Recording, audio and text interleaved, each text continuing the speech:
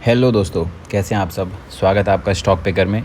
तो मैं आज आप सबके लिए लेके आया हूँ एक नए एसएमई आईपीओ के बारे में डिटेल्स, जिसका नाम है Sudhani academy of fintech enablers, या फिर हम इसको सीधा नाम, इसका दूसरा नाम भी है सुधानी एकेडमी। तो सुधानी एकेडमी अपना एक आईपीओ लेके आई है और इस आईपीओ की हम लोग करेंगे पूरी डिटेल्ड एनालिसिस इस वीडियो में। इस वीडियो के अंदर हम लोग कवर करने वाले हैं सबसे पहले इस कंपनी का मेन बिज़नेस क्या है, बिज़नेस के साथ में कंपनी का पोटेंशियल क्या है। फिर हम लोग देखेंगे कंपनी के पहले के फाइनेंशियल रिजल्ट्स कैसे रहे हैं, कंपनी कितनी पुरानी है, कंपनी प्रॉफिट कर रही है या नहीं कर रही है, कंपनी का रेवेन्यू कैसा है, कंपनी पे लोन है या नहीं है। इन सारी चीज़ों को डिस्कस करने के बाद में हम जाएंगे फिर हमें कंपनी में अप्लाई करना चाहिए या नहीं करना चाहिए।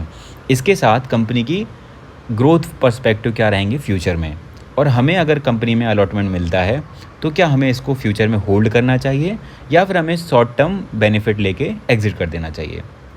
तो इन सारे पॉइंट्स को मैं डिस्कस करूंगा इस पर्टिकुलर वीडियो में, तो कृपया वीडियो में एंड तक बने रहें। और मैं ऐसे ही नए एसएमई आईपीओ के बारे में डिटेल्ड एनालिसिस वीडियो लेके आता रहता हूं हमेशा, तो कृपया आप मेरे चैनल को सब्सक्राइब कर लें। तो चलिए शुरू करते हैं।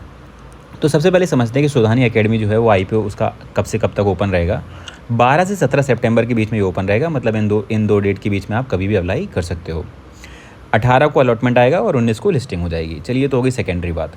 अब जो सबसे मेन बात है कि कंपनी का वर्क क्या है, कंपनी का मेन बिजनेस क्या है। कंपनी जो सुधानी एकेडमी है ये एक फिनटेक इनेबलर लिमिटेड है। मतलब फिनटेक इनेबलर क्या होती है कि मतलब ये फाइनेंशियल टेक्नोलॉजी से रिलेटेड ट्रेनिंग देती है, कंसल्टिंग करती है और लर्निंग सर्विसेज प्रोवाइड करती है।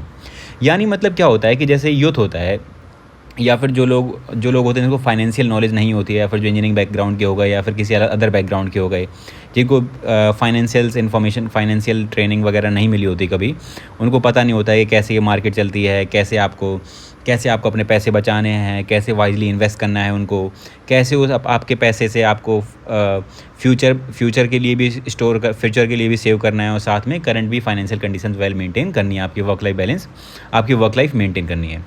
तो इन सारी चीज़ों से रिलेटेड ये कंपनी आपको ट्रेनिंग प्रोवाइड करती है। इसमें बहुत सारे लोग ऑर्गेनाइजेशंस इन्वॉल्व रहती है। जैसे मान लो इसमें ग्रेजुएट्स भी इसका बेनिफिट लेते हैं। बहुत सारे इंस्टीट्यूशंस भी इसको कॉल करते हैं और ट्रेनिंग के पर्पज़ के लिए। तो ये तो हो गया कंपनी का मेन बिजनेस। अब समझते हैं कि कंपनी ने आईपीओ कितने का लॉन्च करा है। तो कंपनी एक ये बहुत ज़्यादा छोटी कंपनी है, जैसा कि एसएमई है तो स्मॉल टू मीडियम एंटरप्राइजेज होती हैं ये, लेकिन इसका जो आईपीओ ज़्यादा ही छोटा है, वो 6 करोड़ का है। यानी आपको इसमें हो सकता है सब्सक्रिप्शन बहुत ज़्यादा मिले, क्योंकि देखिए क्या है कि अप्लाई करने वाले जब अगर फिक्स हैं और अगर आपका सप्लाई कम हो गई तो ऑब्वियसली जो डिमांड है तो वो बढ़ी जाती है। तो मतलब जो आपका जैसे 100 लोग, जैसे अगर मान लो तो उसने 10 शेयर लॉन्च करे होते और 100 लोग अप्लाई करने वाले थे, ठीक है। वहीं अगर अब इसने एक आईपीओ लॉन्च करा है और वहाँ पे अगेन 100 लोग अप्लाई करने वाले, तो आपको 100 टाइम्स दिखेगा और पहले वाले में 10 टाइम्स दिखता। तो ये फ़र्क होता है, देखिए। तो अब जानते हैं हम लोग कंपनी के स्ट्रेंथ्स के बारे में। तो कंपनी की स्ट्रेंथ्स वही है कि मतलब इसका ट्रैक रिकॉर्ड काफ़ी अच्छा रहा है, इसके पास ट्रेनर्स काफ़ी अच्छे हैं, इनकी ब्रांड इमेज काफ़ी अच्छी है, और ये लोग काफ़ी प्रैक्टिस भी करते हैं, लर्निंग वगैरह की करवाते हैं लोगों को, ताकि मतलब ये अपने जो काम है अपने कार्य में काफ़ी अग्रसर हैं। तो हम लोग समझते हैं सबसे पहले कंपनी के फाइनेंशियल्स के बारे में, जो हमें एक मेन आइडिया देगा कि कंपनी का बिज़नेस कैसा है। तो कंपनी ने 3 साल के रिजल्ट पेश करे हैं, 21, 22, 23 के, जिसमें कंपनी ने दिखाया कि कंपनी की रेवेन्यू पहले से 2021 में 5.25 करोड़ थी, वही जाके 2022 में ये 1.80 करोड़ हो गई और 2023 में जाके 2.03 करोड़ हो गई।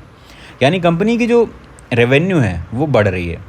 लेकिन आप देखेंगे 0.25 से 2021 से 22 में 0.25 से 1.80 करोड़ हुई है, और 2022 से 23 में कुछ ज़्यादा खास इंक्रीज़ नहीं आया है। वहीं अगर आप प्रॉफिट देखेंगे तो कंपनी का पहले साल से 0.03 करोड़ का प्रॉफिट था, लेकिन वो बढ़ के 2022 में इसने काफ़ी अच्छी ग्रोथ करी, इसमें 1.23 करोड़ हो गया, और ये फाइनली 2023 में 1.38 करोड़ हो गया। यानी देखिए छोटा आईपीओ है। छोटे आईपीओ में क्या होता है कि क्योंकि आप देखिए उनका जो बहुत बड़ा तो बिज़नेस है नहीं, कॉम्पिटिटर्स होते हैं इनके बहुत ज़्यादा। तो ऐसे बिज़नेस में क्या होता है ना कि इनको मार्केट में सस्टेन करने में काफ़ी दिक्कतें आती हैं। तो आप जब भी आईपीओ अप्लाई कर रहे हैं तो पहले इस चीज़ को भी समझें कि हर एक आईपीओ में अप्लाई नहीं करना है आपको। देखिए ये इतना छोटा आईपीओ है, 6 करोड़ का आईपीओ, अप्लाई करने वाले इतने सारे लोग हैं, तो जो रिटेलर्स को तो जो एचएनआई वाले रहेंगे या जो बड़े बड़े इन्वेस्टर रहेंगे तो वैसे खींच के ले जाएंगे। वो लोग क्या करेंगे, ऐसे छोटी कंपनियों को क्या करते हैं, वो अपने हिसाब से ड्राइव करते हैं। अच्छे से पैसा डालेंगे, शेयर को उठाएंगे, हाई पे एग्जिट कर देंगे, रिटेलर फंस जाएगा। तो आपको समझना है कि आपको हर एक आई पे अप्लाई नहीं करना चाहिए। इनकेस अगर आप अप्लाई करते भी हैं और अगर आपका अलॉटमेंट लगता भी है, तो आप ऐसे केस में बिल्कुल भी लालच मत करें और तुरंत ही एग्जिट कर दें इन द सेंस प्रॉफिट लेके तुरंत निकल जाएं। ज़्यादा लॉन्ग टर्म होल्ड करने के हिसाब से ना सोचें, क्योंकि क्या होता है कि कंपनी छोटी है और कंपनी के कॉम्पिटिटर्स बड़े बड़े रहते हैं, तो इसलिए कंपनी को सस्टेन करना थोड़ा सा मुश्किल होता है। एक बार कंपनी अच्छी हो जाती है तो फिर आप इसमें सोच सकते हैं। बाकी आपको सेम एसएमई में बहुत सारी और भी कंपनियाँ मिलेंगी जहाँ पे आप होल्ड कर सकते हैं। और बाकी फिर आपको आपकी खुद की भी नॉलेज यूज़ करनी है कि आपको इसमें इन्वेस्ट करके होल्ड करना है या नहीं करना है, इसमें इन्वेस्ट करना है या नहीं करना है, वो सारी चीज़ें। तो आप मेरी वीडियो का रेफरेंस लीजिए, आप थोड़ी खुद भी एनालिसिस करें और आप देखें, क्योंकि हार्ड एंड मनी होती है, ऐसे आप कहीं भी नहीं लगा सकते। तो कृपया आप खुद की भी एनालिसिस करें और जो मैंने पॉइंट्स बताए हैं, कंपनी के जो फाइनेंशियल रिजल्ट्स आपको दिखाए हैं और साथ में कंपनी का कितना सा बिजनेस है वो दिखाया है, और इन सब पॉइंट्स को दिमाग में रखते हुए फिर आप एनालाइज़ करें कि आपको इसमें अप्लाई करना है या नहीं करना है। लेकिन मेरी एडवाइस यही रहेगी कि आप कृपया हर एक आईपी में अप्लाई ना करें, थोड़ा सा अवॉइड भी करें, अच्छे आईपी में अप्लाई करें।